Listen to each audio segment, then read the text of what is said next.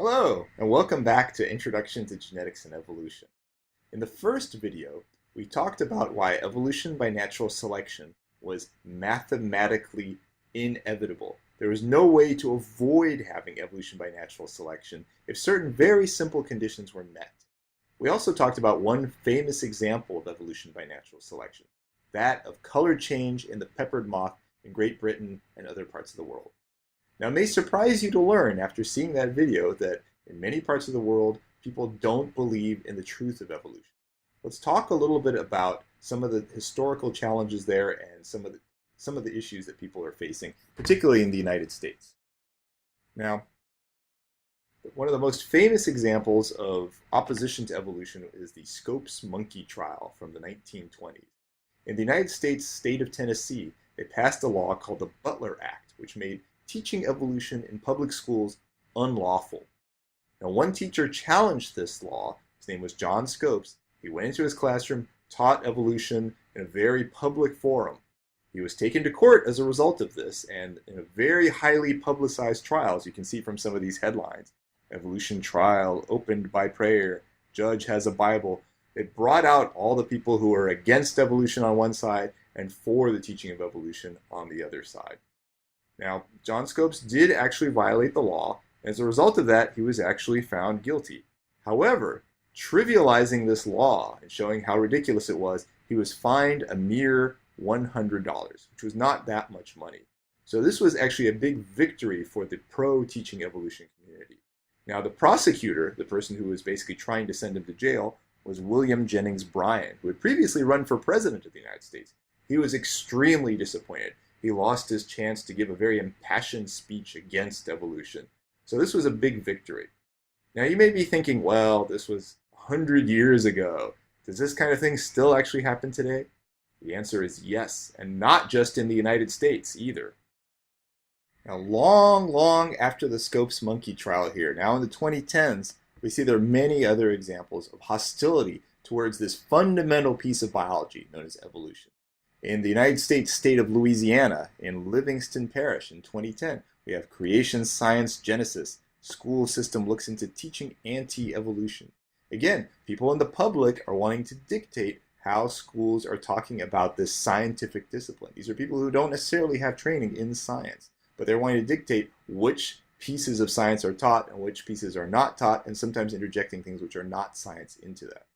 And this problem is not exclusive to the United States. So you'll see in 2012 in Nature, they reported that South Korea had publishers set to remove examples of evolution from high school textbooks. Not only failing to include examples of evolution, but actually removing ones that were actually already in textbooks. That is very dramatic. That shows this incredible hostility towards fundamental piece of science. And the same thing is happening around the same time in the United States state of Kansas. Again, they were headed for another debate over evolution. Say another debate because there was a very highly publicized debate about evolution in one school board in Kansas from the year 1999. Now again, there's a lot of variation among countries in terms of how readily the citizens there accept the truth of evolution and accept the teaching of evolution, particularly in public schools. In the next slide, I'll show you a survey of particularly European countries and the United States of the acceptance of evolution. So this was a survey done in 2005. The red bars indicate people who, when asked about the truth of evolution, said that evolution is, quote, false. The blue bars are people who, when asked about the truth of evolution, said evolution was true. So when you look at this, in Iceland we have very high acceptance of evolution. About 80% say it's true, maybe 10% say it's false, and 10% are uncertain. As you see, looking at a lot of the Western European countries, France, United Kingdom, again, fairly high acceptance of the truth of evolution. Down near the very bottom, we have the United States here, where about 40% of people surveyed said that evolution was true. Fewer than half said evolution was true. This is one of the foundational pieces of biology, and less than half of people surveyed said it was even true. 40% also said it was false, and 20% said they were uncertain. This is really shocking. And again, there's a lot of variation in other countries. I'm sure if you survey other places, you will find several countries that have even lower acceptance of the truth of evolution. But again, you'll see a lot of variation place to place. They may be thinking, well, 2005 was quite some time ago. Maybe things have improved. Nope. 2009, we have even lower acceptance of the truth of evolution. So why are we still talking about this? This is the question I want to pose to you. Well, within the scientific community, there is absolutely no debate about the truth of evolution. You often hear politicians say, teach the kids the controversy and let them decide. Well, there is no controversy to teach, at least from a scientific standpoint. There is no question whatsoever about the truth of evolution. The only debates that exist about evolution are about the relative importance of different forces on particular cases. So, did the shape of my ear evolve more by an action of natural selection, or did it evolve more by random forces? That's the only kind of debates that exist. There's definitely no debate about the truth that evolution has happened, or the truth that evolution by natural selection has happened many, many times. In this context, evolution is both a theory and a fact. Now, this may sound confusing because people sometimes use the word theory very loosely, and it's not the way they use it in a scientific setting. So what do we mean when we say a scientific theory? What is a scientific theory? Well, a scientific theory is what happens when you make a hypothesis, which is an educated guess, and then verify and accept it as true through testing. Right? So you have a hypothesis, which is basically an educated guess, right? And then you test it, and if you test it and it supports the argument you're making, then it becomes accepted as true and accepted as a theory. In fact, hypotheses have to be accepted multiple times by detached groups of researchers before you can really consider it a general theory that people accept. And at that point, it would still be far below the level of acceptance for evolution. And there's so much evidence for it. We'll talk about that in one of the subsequent videos. Now, interestingly, although there's a lot of criticism about evolution as a theory, people call it just a theory quite often, particularly in the United States, there are a lot of other theories out there that don't get this sort of response. Here are a couple of examples for you. Gravity is just a theory. Whereas if I get up and stand on my desk and jump, I think you all are pretty certain that I'm going to go down and not up. So it's a theory which there is a lot of support for, just like evolution. Atoms, up until recently, nobody had seen them, but we still had the atomic theory, and you've seen what's happened from it. You go back far enough in time, germs, before people could actually see them, were a theory, right? That, people could argue the reason this person is getting sick is because of witchcraft, rather than saying that there's microorganisms that are transmitted from sick people through their breathing and their sneezes to other people. So there's, again, this idea that because it's a theory, it's not been proven yet. But in fact, evolution has been proven multiple times by detached groups of researchers. Now, part of the resistance comes from this appearance of design. That when you look at the world around us, things seem amazingly well suited to the environment that they're in. Here's an excerpt from Jerry Coyne's book, Why Evolution is True, which is recommended for this class.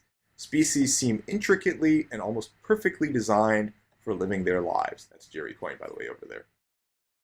This appearance of design is what makes people think, okay, this can't be from something impersonal like evolution by natural selection, but there has to be something guiding it. But in fact, natural selection causes this appearance of design. We'll talk about this a little bit more later on. I encourage you, by the way, in the meantime, to look at this video on YouTube. This video shows the example of the Lampsilus mussel. This is this right here.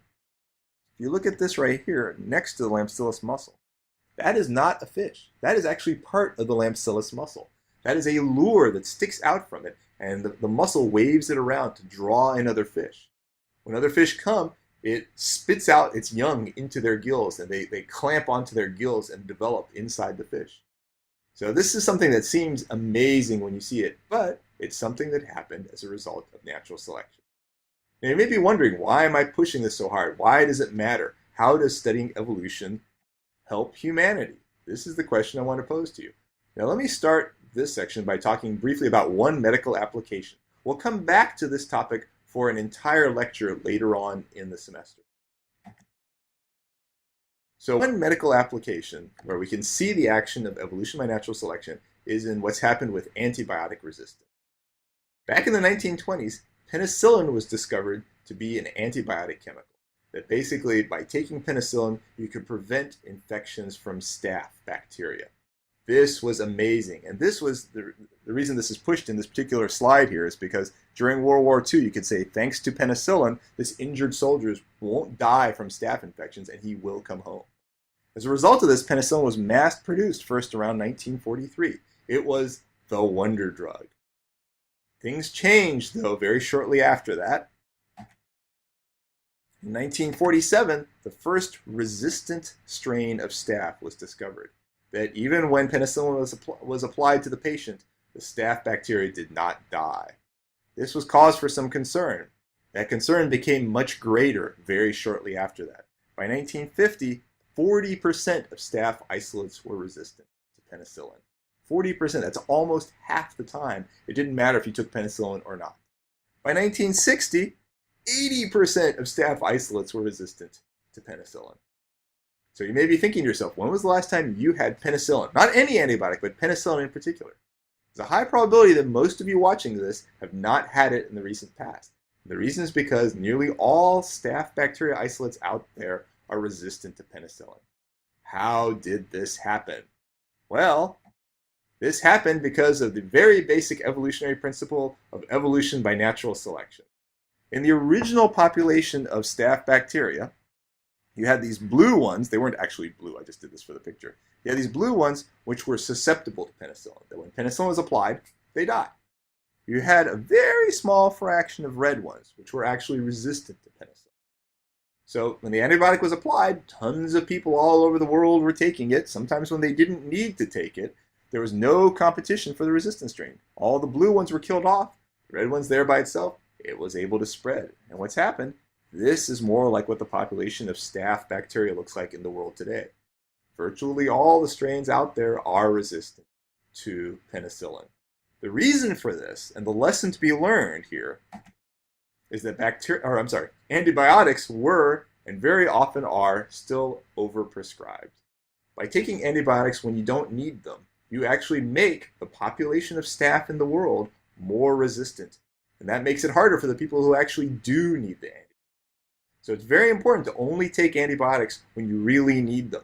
Don't take them as a precautionary thing. It's very bad. There's another problem from antibiotics that I want to introduce briefly, and this also has to do with evolution. Humans have co-evolved with many bacteria. We actually have bacteria that synthesize our vitamin K. This is an essential vitamin for us, and bacteria within our bodies synthesize this. They also help us to resist invading organisms. Bacteria within our bodies help us resist invading fungi, for example.